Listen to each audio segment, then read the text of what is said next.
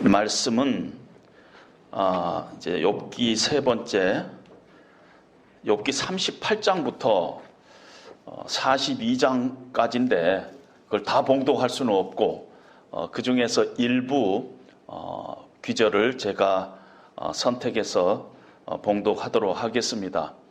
욥기가 성경에서 아마 가장 오래전에 쓰여진 책일 것입니다. 창세기 때 쓰여진 책이고 그리고 이렇게 표현하는 것이 어렵기 때문에 지금 우리 말로 성경을 번역해도 좀 어렵게 돼 있어요. 그래서 오늘은 특별히 제가 청년들을 위해서 만든 성경이 표준 세번역이라는 성경이 있습니다. 조금 더 어려운 말을 쉽게 풀어 한 성경인데 이 표준 세번역으로 제가 봉독하도록 하겠습니다. 여러분들은 그냥 이렇게 듣기만 하셔도 될 것 같습니다. 그때 주님께서 욥에게 폭풍이 몰아치는 가운데서 대답하셨다. 네가 누구이기에 무지하고 헛된 말로 내 지혜를 의심하느냐. 이제 허리를 동이고 대장부답게 일어서서 묻는 말에 대답해 보아라. 내가 땅에 기초를 놓을 때 네가 거기에 있기라도 하였느냐? 네가 그처럼 많이 알면 내 물음에 대답해 보아라. 누가 이 땅을 설계하였는지 너는 아느냐? 누가 그 위에 측량줄을 띄었는지 너는 아느냐? 무엇이 땅을 버티는 기둥을 잡고 있느냐? 누가 땅에 주춧돌을 놓았느냐? 네가 지금까지 살아오면서 네가 아침에게 명령하여 동이 트게 해본 일이 있느냐? 새벽에게 명령하여 새벽이 제자리를 지키게 한 일이 있느냐? 바닷속 깊은 곳에 있는 물 근원에까지 들어가 보았느냐? 그 밑바닥 깊은 곳을 거느려 본 적이 있느냐? 죽은 자가 들어가는 문을 들여다 본 일이 있느냐? 그 죽음의 그늘이 드리운 문을 본 일이 있느냐? 세상이 얼마나 큰지 짐작이나 할 수 있겠느냐? 이 모든 것을 알고 있다면 어디 네 말 한번 들어보자. 빛이 어디서 오는지 아느냐? 어둠의 근원이 어디에 있는지 아느냐? 빛과 어둠이 있는 그곳이 얼마나 먼 곳에 있는지 그곳을 보여줄 수 있느냐? 빛과 어둠이 있는 그곳에 이르는 길을 아느냐? 알고 말고 너는 알 것이다. 내가 이 세상을 만들 때부터 지금까지 네가 살아왔고 내가 세상 만드는 것을 네가 보았다면 네가 오죽이나 잘 알겠느냐? 눈을 쌓아둔 창고에 들어간 일이 있느냐? 우박 창고를 들여다 본 일이 있느냐? 해가 뜨는 곳에 가본 적이 있느냐? 동풍이 불어오는 그 시발점에 가본 적이 있느냐? 쏟아진 폭우가 시내가 되어서 흐르도록 개울을 내 니가 누구냐? 천둥과 번개가 가는 길을 내 니가 누구냐? 사람이 없는 땅 인기척이 없는 광야에 비를 내리는 이가 누구냐? 메마른 거친 땅을 적시며 굳은 땅에서 풀이 돋아나게 하는 이가 누구냐?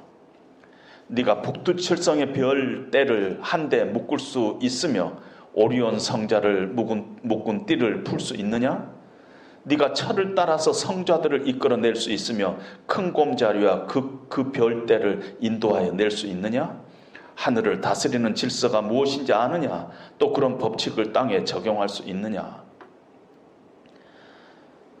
까마귀 떼가 먹이가 없어서 헤맬 때 그 새끼들이 나에게 먹이를 달라고 조를 때 그 까마귀 떼에게 먹이를 마련하여 주는 이가 누구냐? 너는 산에 사는 염소가 언제 새끼를 치는지 아느냐? 들사슴이 새끼를 낳는 것을 지켜본 일이 있느냐? 들사슴이 몇 달 만에 만삭이 되는지 아느냐? 언제 새끼를 낳는지 아느냐?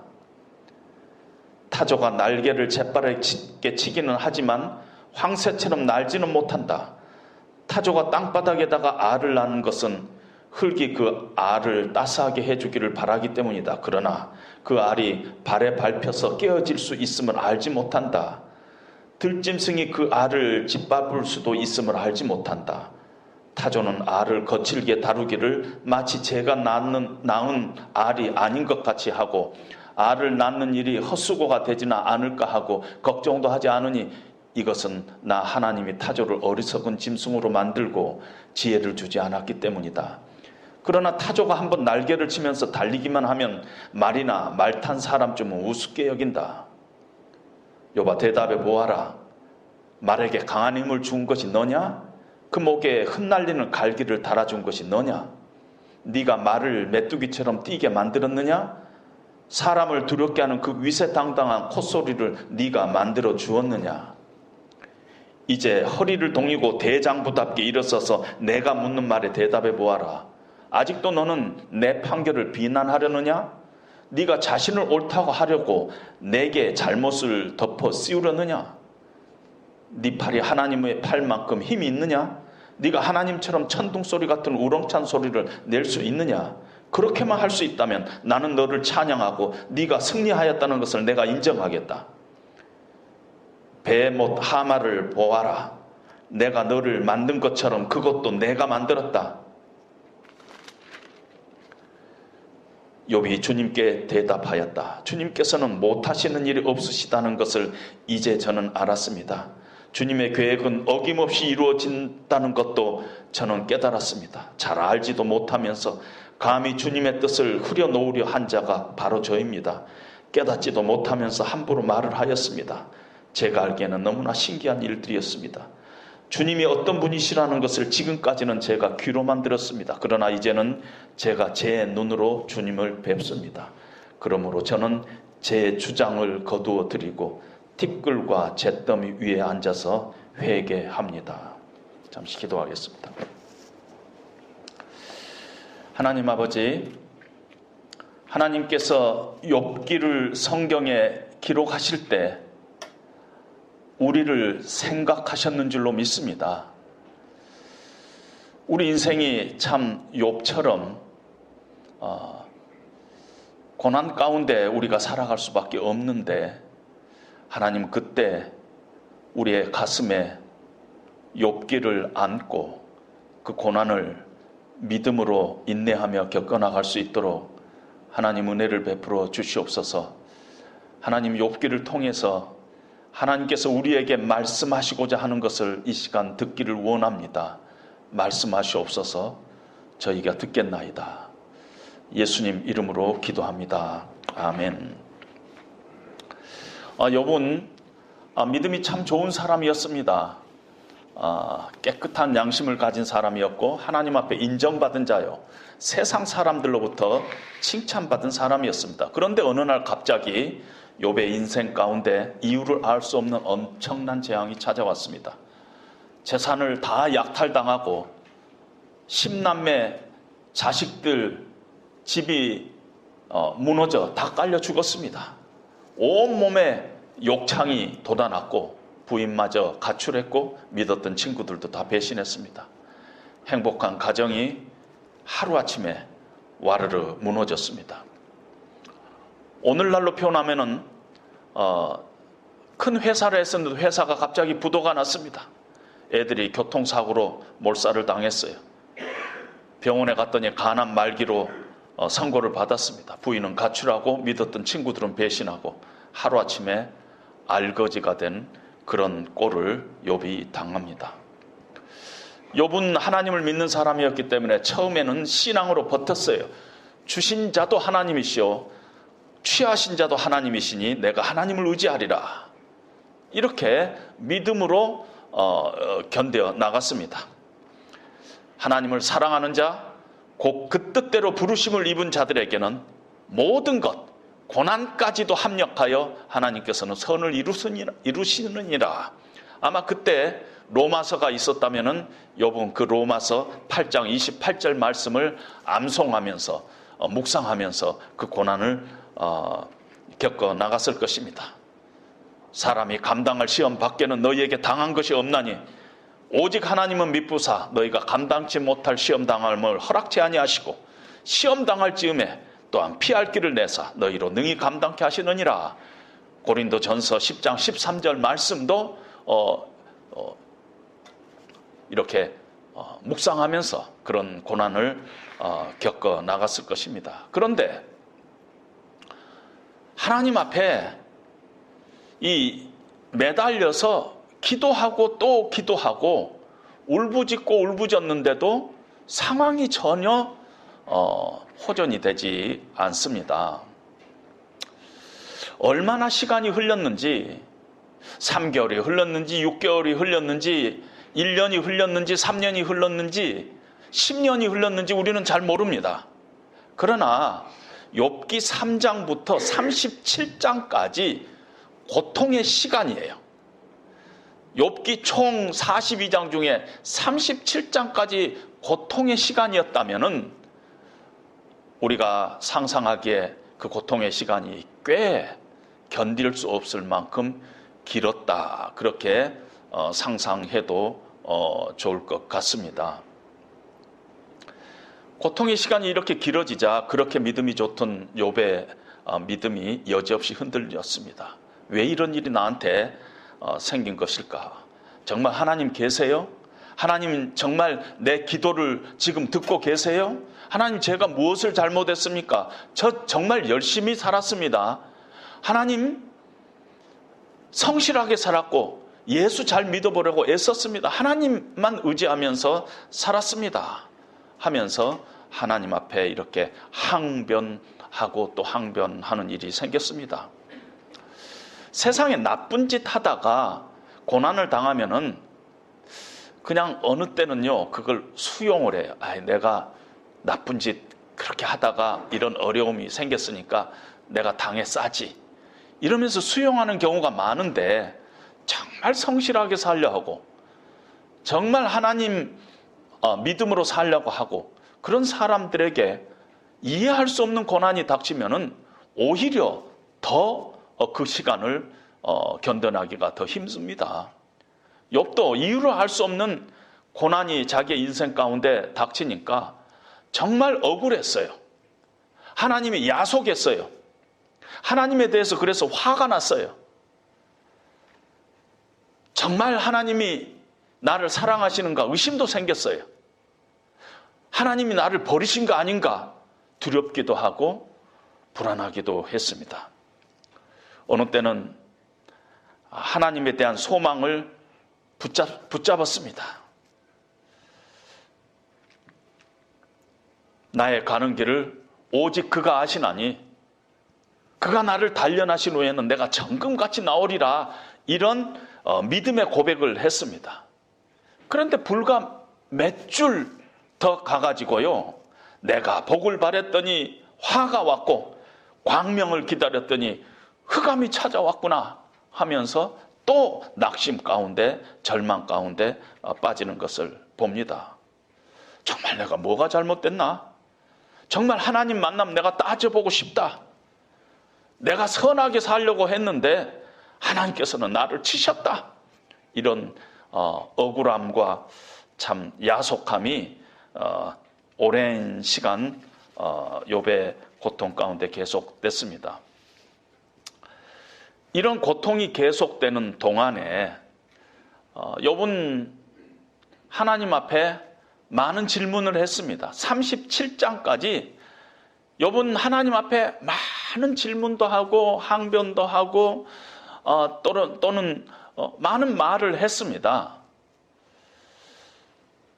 그 고통의 시간이 35장인데요. 3장부터 37장까지 35장인데 욥이 혼자 이야기하는 것이 20장이에요. 욥이 혼자 하나님 앞에 따지고 하나님 앞에 항변하고 욥이 혼자 이야기하는 것이 35장 중에서 20장이에요. 그러니 얼마나 많은 얘기를 하나님 앞에 했는지 모릅니다. 그런데 그렇게 오랫동안 침묵하셨던 하나님께서 오늘 본문 38장에 욥에게 나타나셔서 말씀을 하십니다. 그런데 놀라운 것은 그동안 35장에 걸쳐서 욥이 쏟아놨던 하나님, 왜 나에게 이런 고통이 찾아왔습니까? 이것 좀 설명해 주세요 하는 수많은 질문들에 대해서는 하나님께서는 하나도 답변을 하지 아니하시고 하나도 설명도 하지 아니하시고 하나님께서는 욥에게 나타나셔서 오히려 욥에게 질문을 합니다. 무지한 말로 이치를 어둡게 하는 자가 누구냐? 내가 땅에 기초를 넣을 때 네가 거기 있기라도 하였느냐? 누가 이 땅을 설계하였는지 너는 아느냐? 누가 땅에 주춧돌을 놓았느냐? 세상이 얼마나 큰지 너는 아느냐? 죽은 자가 들어가는 문을 들여다본 일이 있느냐? 빛이 어디서 오는지 아느냐? 빛과 어둠이 있는 그곳이 얼마나 먼 곳에 있는지 네가 나한테 말해볼 수 있겠느냐? 보여줄 수 있겠느냐? 해가 뜨는 곳에 가본 적이 있느냐? 네가 북두칠성의 별대를 한데 묶을 수가 있느냐? 오리온 성자를 묶고 있는 띠를 네가 풀 수가 있겠느냐? 하나님께서 욥에게 욥이 당했던 고난에 대한 설명 대신에 욥에게 79가지의 질문을 합니다. 79가지의 질문을 이렇게 분석을 해보니까 딱 두 종류의 질문입니다. 네가 뭐 좀 아느냐? 또 하나의 질문은 네가 할 수 있느냐? 이 두 종류의 질문입니다. 욥아, 나에게 불평 많이 했지? 하나님은 공평하신 분이시냐고. 욥이 그 하나님 앞에 불평할 때 이렇게도 불평했어. 하나님, 나도 나이 먹을 만큼 먹었어요. 알 만큼 알아요. 하면서 이 얘기를 했는데, 그런데 욥아, 네 눈에 보이는 이 세상이 어떻게 돌아가고 있는지 네 아니? 그래, 요즘 과학이 발달했으니까 내가 과학을 가지고 잠깐 이야기해 볼게. 네가 보고 있는 이 태양의 빛, 햇빛, 이것이 네가 지금 보고 있는 것 같지만은 9,300만 마일 날아와서 네 눈에 지금 보이는 거야. 네 밤하늘에 별이 반짝일 때 네 눈에 반짝하고 보이지. 수십만 년 전에 반짝한 걸 지금 네가 보는 거야. 그 별빛이 1년에 6조 마일을 달려서 10만 년 지나서 지금 네 눈에 딱 지금 들어오는 거야. 네 아니? 네 우주가 만들어질 때 네 거기 있었니? 네 세상이 얼마나 큰지 네 아니? 우주를 다스리는 질서가 무엇인지 네 아니? 눈에 보이는 세상이 어떻게 돌아가고 있는지 너 모르지 않냐? 그런데 왜 눈에 보이지 않는 하나님의 일에 대해서 그렇게 질문이 많냐? 하나님께서 그렇게 욥에게 질문하고 있는 것입니다. 욥아, 네가 북두칠성의 별대를 한 번에 묶을 수가 있냐? 네 팔이 내 팔만큼 힘이 있냐? 그러면 네 오른손이 너를 구원했다고 내가 인정하마. 욥아, 너는 피조물이다. 너는 사실 아무것도 몰라. 네가 할 수 있는 것은 아주 작아. 네 인천공항에 가봐라. 수많은 비행기가 하늘을 날지. 참 인간의 힘이 위대하다. 과학이 대단한 것 같지. 그런데 왜 비행기가 그렇게 자주 연착하냐? 왜 가끔 사고도 나냐? 우주의 별 하나라도 연착하는 것 봤냐? 사고 나는 것 봤냐? 하면서 하나님께서 욥에게 79가지의 질문을 하는데 욥이 빵점 맞았어요. 하나도 거기에 대해서 답을 할 수가 없습니다.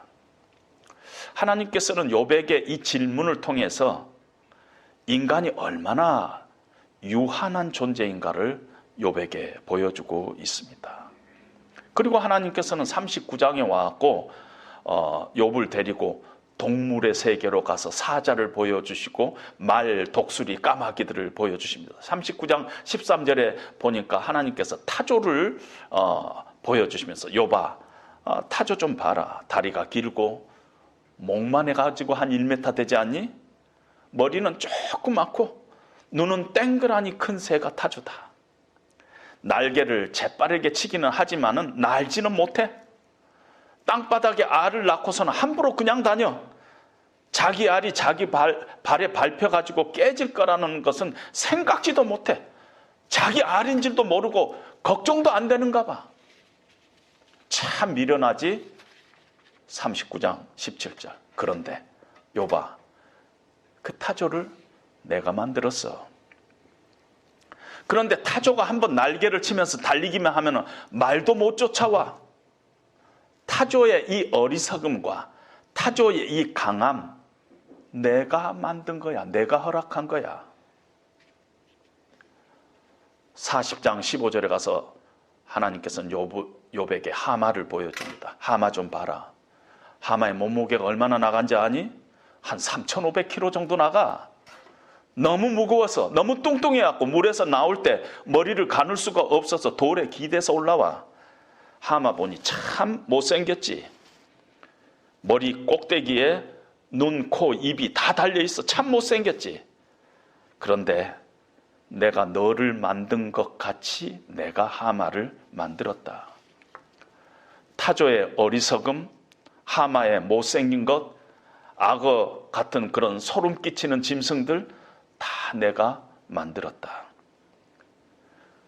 그리고 하마의 코, 입, 눈이 머리 위에 달리지 않으면 걔는 못 살아. 네가 보기에는 코, 입, 눈이 다 머리 위에 있으니까 되게 못생기고 이게 something wrong 같지? 그런데 내가 다 생각이 있어서 그렇게 한 거야. 걔는 그렇게 하지 않으면 못 살아. 결론적으로 하나님께서 41장 11절에 온 천하에 있는 것이 다 내 것이니라. 40장 15절에 다 내가 만들었다 하고 하나님께서 결론을 내립니다. 하나님께서 이렇게 37장까지 이 세상에 살면서 욥이 수많은 고통을 당했는데 38장에 와가지고 욥이 가졌던 그 질문에 대한 대답을 하지 아니하시고 욥에게 설명하지 아니하시고 오히려 욥에게 질문하면서 삼라만상 자연 세계를 하나님께서 보여주십니다. 왜 그랬냐면요, 욥으로 하여금 하나님은 어떤 분이신가, 나는 어떤 존재인가 하는 것을 생각하도록 하나님께서 질문하신 것입니다. 우리가 우리 인생을 이렇게 보면은요, 억울한 일이 있죠. 세상 살면서 억울한 일 안 당한 사람이 있습니까? 또 질문도 참 많죠. 이해할 수 없는 고난을 당한 사람도 많이 있습니다. 정말 하나님이 살아 계신다면은 이런 일이 일어날 수 없다고 생각하는 그런 일이 일어나는 것이에요. 어제 구정에도 구정 연휴에 강원도 동해시의 한 펜션에 한 가족이 모여서 가족 모임을 했는데 가스가 터져가지고 그 자리에서 4명이 죽고 3명이 중상을 입은 그런 사건이 바로 어제 우리나라에서 벌어지고 있습니다. 제 인생 가운데서도요, 조지아에서 공부할 때 서울시청에서 석사학위를 하기 위해서 오신 분이 있어요. 학위를 다 끝마치고 이제 짐을 싸고 있는데 그동안에 아파트 수영장에서 놀고 있던 3대 독자 외아들이 거기서 익사를 당했습니다. 이제 짐 싸고 이제 공부 끝내고 한국으로 돌아가는데 제가 아는 목사님이 필라델피아에서 설교를 하고 나오는데 그보다 먼저 파킹장으로 나오던 딸이 깽달의 총에 맞아 그 자리에서 죽었어요. 그런 일도 우리가 어떻게 설명할 수 있느냐는 것입니다. 제랄드 시처라는 하나님의 뜻이라는 책을 쓴 유명한 신학자가 있습니다. 하나님의 뜻이라는 책을 쓴데 제1장에 어떻게 시작하냐면 어떻게 될지 아무도 모른다 하고 시작을 합니다. 그리고 자기 자신의 이 얘기를 하는데 장모님과 아내와 딸 둘이와 아들 하나가 이렇게 여행을 가다가 이 음주운전자가 그냥 바로 와서 받는 통에 그 자리에서 장모님하고 아내하고 막내딸이 그 자리에서 죽습니다. 그리고 평생 나머지 딸 둘과 아들 하나를 데리고 평생 재혼하지 않고 살았던 그런 제랄드 시처가 있습니다. 어떤 분이 이렇게 질문했어요. 이런 사고가 일어날 걸 미리 알았다면은 목사님은 결혼하지 말았어야 되지 않아요? 이런 질문을 합니다. 거기에 대한 자세한 이야기는 여러분들이 하나님의 뜻이라는 제라르드 진짜 책을 읽어보시면 알 것입니다. 이런 일들이 우리 가운데 이렇게 많이 발생합니다. 정말 이유를 알 수가 없고 도대체 왜 하나님께서 이런 일을 허락하셨는가 우리가 알지 못합니다. 그런데 가만히 생각하면은 하나님께서 그걸 설명해주고 대답해줘도 우리가 이해할 수 없을 거예요. 마치 시각장애인에게 색깔을 이렇게 설명하는 것과 비슷하고, 청각장애인인데 그 사람한테 모차르트 음악을 설명했을 때 그거 제대로 알아듣겠어요? 보이지 않는 세계는 우리의 인식의 밖에 있는데 설명해 줘도 어쩌면 우리가 못 알아들을 거예요. 그리고 설령 하나님께서 왜 그랬는가, 왜 이런 일들이 생겼는가 하는 것을 다 설명해 준다 하더라도 문제는 우리의 고통은 그대로 있을 것입니다. 예레미야 선지자가 예루살렘이 멸망한 이유를 하나님 앞에 물었을 때 하나님께서 너무 자세히 다 설명을 해줬어요. 그러나 예레미야의 고통과 실망은 여전히 하나도 감소되지 않았어요. 마찬가지로 우리에게 설령 하나님께서 이러한 것들을 잘 설명해 준다 하더라도 우리의 고통이 감소되고 그런 게 아니라는 것입니다.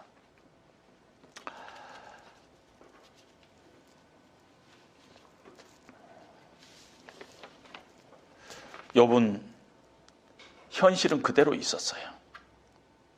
그런데 욥이 이 과정에서 현실은 그대로지만은 하나님의 79가지 질문을 통해서 하나님은 어떤 분이신가? 그리고 그 하나님 앞에서 나는 어떤 존재인가를 알게 됐어요. 내가 얼마나 작은 존재인가? 얼마나 한계적이고 얼마나 창조주 앞에 나는 피조물에 불과한 존재인가? 이걸 깨닫게 됐어요. 그래서 성경에 보면은 나는 비천하오니 무엇이라 주께 대답하리이까 하는 이 비천이라는 단어는 영어로 small, insignificant, unworthy 이런 뜻이에요. 내가 얼마나 무가치하고 얼마나 작고 얼마나 중요하지 않은 존재인가, 하나님 앞에 얼마나 한계적인가. 창조주 하나님 앞에 나는 피조물로서 얼마나 작은 존재인가를 깨닫게 됩니다. 그리고 손으로 입을 가립니다. 하나님, 제가 그동안에 너무 말을 많이 했습니다. 알지도 못하면서 하나님 앞에 너무 말을 많이 했습니다. 손으로 제 입을 가릴 뿐입니다 하면서 티끌과 잿더미 위에 앉아서 회개를 합니다. 어떤 행위를 잘못해서 회개하는 것이 아니라 자기 존재에 대해서 회개를 하는 것입니다. 내 존재가 하나님 앞에 얼마나 작고 얼마나 무의미한 존재인가. 그런데 내가 내 존재를 하나님 앞에서 나 그런 사람 아니잖아요. 나도 살 만큼 살았어요. 나도 알 만큼 알아요 하고 까불었던 그걸 생각하니까 자기 존재가 얼마나 하나님 앞에 부끄러운지 하나님 앞에 티끌과 잿더미 위에 앉아서 회개를 하는 모습을 우리는 봅니다. 예수 믿는 사람은 일생에 적어도 2번 반드시 무릎을 꿇어야 돼요. 첫 번째는 창조주 하나님 앞에서 한계성을 가진 피조물로서 내가 얼마나 미미한 존재인가, 얼마나 한계적인 존재인가, 창조주 하나님 앞에서 피조물로서 하나님 앞에 무릎을 꿇어야 됩니다. 창조주 하나님 앞에 무릎을 꿇어야 됩니다. 만약에 여러분은 일생 가운데 예수를 믿는데 그런 적이 없다? 창조주 하나님 앞에 피조물인 내가 무릎을 꿇은 적이 없었다. 마음의 무릎이라도 꿇은 적이 없었다 하면 어쩌면 크리스찬이 아닐까도 몰라요. 두 번째 언제 무릎을 꿇어야 되느냐면요, 거룩하신 하나님 앞에서 죄인된 내가 무릎을 꿇어야 하는 것입니다. 내가 얼마나 추한 존재인가, 내가 얼마나 죄악된지, 내가 얼마나 거룩하지 않은지, 거룩하신 하나님 앞에서 내가 무릎을 꿇어야 하는 것입니다.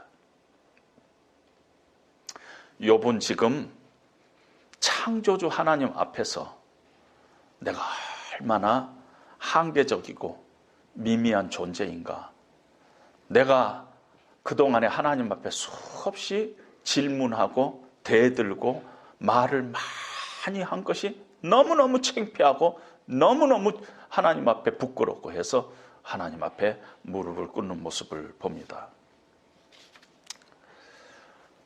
욥기 37장까지 욥은 하나님의 이름을 엘샤다이라고 31번이나 부릅니다. 그런데 욥기 38장에 폭풍 가운데 욥에게 찾아오신 하나님의 이름은 야훼라는 이름으로 찾아오십니다. 우리 성경에는 그냥 하나님으로 되어 있지만 야훼 하나님께서 찾아옵니다. 지난번에도 제가 설명했지만 야훼 하나님은 언약에 신실하신 하나님이에요. 나를 사랑하실 때 끝까지 사랑하시는 하나님, 아들이라도 아끼지 아니하시고 우리를 위해서 내어주시는 하나님, 나의 고통을 나보다 더 깊이 알고 계시는 하나님, 지금도 나의 최선을 내보다 더 아시고 내 앞서 인도해 가시는 하나님,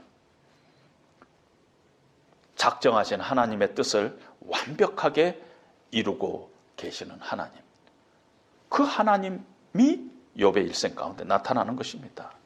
우리 일생은요, 우리가 지도를 몰라요. 아까 제랄드 시처 목사님처럼 우리는 아무것도 몰라요, 앞일을. 그런데 하나님은 미래와 현재와 과거를 다 한눈으로 보시는 분이기 때문에 다 하신 그런 야훼 하나님께서 욥에게 나타나셔서 욥에게 하나님은 어떤 분이시고 너는 어떤 존재인가를 말하고 있는 것입니다. 가만히 생각해 보면은요, 우리 인생은요, 하나님께서 욥에게 나타나시기 전의 상황과 비슷해요. 37장까지예요. 38장부터 42장까지 살았던 사람은 거의 없어요. 우리 인생은요, 거의 37장까지예요. 성경 속에 대부분의 사람들도 하나님께서 숨어 계시는 것과 같은 상황 속에서 인생을 살았어요. 히브리서 11장의 믿음의 장에 믿음으로 살았던 사람들이 이렇게 성경을 표현하고 있어요. 약속을 받지 못했으나 그것을 멀리서 보고 환영하면서 그것을 향해서 소망 가운데 살아갔다. 38장을 보지 못한 사람들이에요. 약속을 받지 못했어요. 그러나 멀리에서 그 약속을 붙잡고 소망하면서 살아갔던 사람들의 이 얘기가 믿음의 장의 사람들이에요. 38장부터 42장까지를 체험해보지 못한 사람들이 믿음의 장에 기록되어 있는 사람들이에요. 우리가 그런 사람들이에요, 결국은.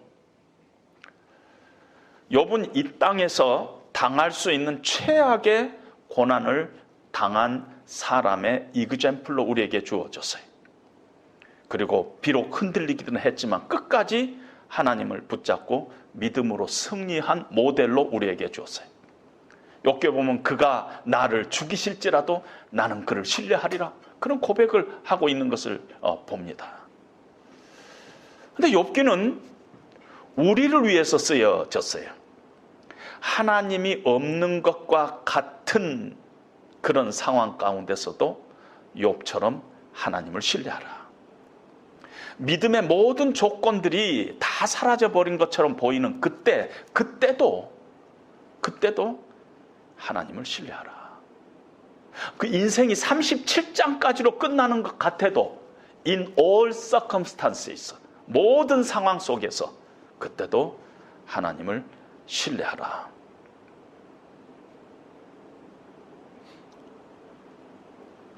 (37장) 이후에 하나님이 나타나는 것과 같은 체험을 우리 인생 가운데 하지 않는다 할지라도 끝까지 하나님을 붙잡으라 하는 것이 우리에게 주시는 말씀입니다. 근데 우리는 그렇게 할 수 있어요. 왜냐하면 욥하고 우리하고는 너무너무 달라요.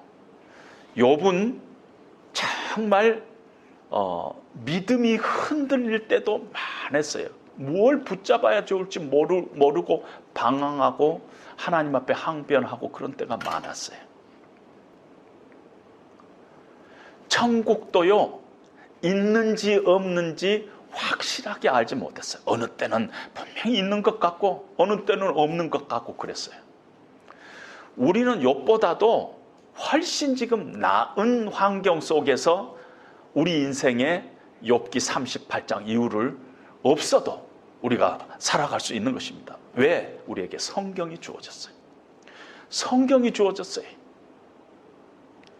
성경 안에 하나님의 놀라운 계시들이 우리에게 주어졌어요. 성경을 통해서 하나님께서 우리에게 믿음을 허락해 주셨어요. 믿음의 앵글로 우리는 미래를 바라볼 수 있어요. 이 땅이 전부가 아니라 저 땅이 있다는 것을 우리가 확신하면서, 믿음으로 확신하면서 우리는 37장에까지의 삶을 살아갈 수 있는 것이 욥보다 훨씬 더 유리한 상황에 있다는 것입니다. 뿐만 아니라 욥의 전 일생을 자세히 풀어놓은 욥기가 지금 우리 손에 있어요. 욥은 몰랐어요. 욥은 모르는 부분이 있었잖아요. 1장에 하늘에서 어떤 사건이 벌어지고 있다는 건 욥은 이건 상상도 못할 일인데 우리는 욥기를 통해서 보고 있잖아요. 뿐만 아니라 하나님께서 우리와 같은 육신의 몸을 입고 이 땅에 내려오셨어요. 그분이 예수님이세요. 그분이 우리의 고통의 문제에 적극적으로 개입하시는 분이에요. 우리의 고통을 아파하지 아니하시는 분이 아니라는 것이에요. 우리 고통에 대해서 예수님이 얼마나 깊게 관여하고 있는지 모른다는 것입니다. 뿐만 아니라 예수님께서 하늘로 올라가실 때 우리에게 성령 하나님을 보내주셨어요. 그래서 우리가 의심이 생길 때마다 성령께서 내적으로 우리에게 확신을 주세요. 부활하신 예수님을 우리에게 확증시켜 주시고, 그래서 만일 그리스도 안에서 우리가 바라는 것이 다만 이 생뿐이면 모든 사람들 가운데서 우리가 가장 불쌍한 자라는 것을 우리에게 확증시켜 주시는 거예요. 사도 바울이 이렇게 고백했어요. 누가 우리를 그리스도의 사랑에서 끊으리요? 환난이나 공고나 핍박이나 기근이나 적신이나 위험이나 칼이라. 내가 확신하노니 사망이나 생명이나 현재일이나 장래일이나 다른 아무 피조물이라도 우리 주 그리스도 예수 안에는 하나님의 사랑에서 어떤 것도 끊을 수 없다는 확신을 갖게 됐어요. 그런 확신이 이제 우리에게 성령을 통해서 내적으로 확신을 시켜주고 있는 것입니다. 욥보다도 훨씬 더 유리한 상태에서 우리의 인생을 지금 우리는 살아갈 수가 있습니다. 믿음으로 승리할 수 있는 길을 하나님께서는 우리에게 성경을 통해서, 욥기를 통해서, 성령 하나님을 통해서, 예수 그리스도의 십자가의 죽으심과 부활을 통해서 다 우리에게 계시하시고 또 실제적으로 우리 심령 가운데 성령 하나님을 보내주시고 있는 것입니다. 욥처럼 우리는 어려움을 당했을 때마다 나의 가는 길을 오직 그가 하시나니 그가 나를 단련하신 후에 내가 정금같이 나오리라, 이런 고백을 늘 하면서 살아가야 합니다. 이런 고백이 자주자주 흔들려요. 진리는 흔들리지 않는 게 아니에요. 진리도 우리의 심령에 따라서 늘 흔들립니다. 그래서 우리가 이 고백을 매일매일 해야 돼요.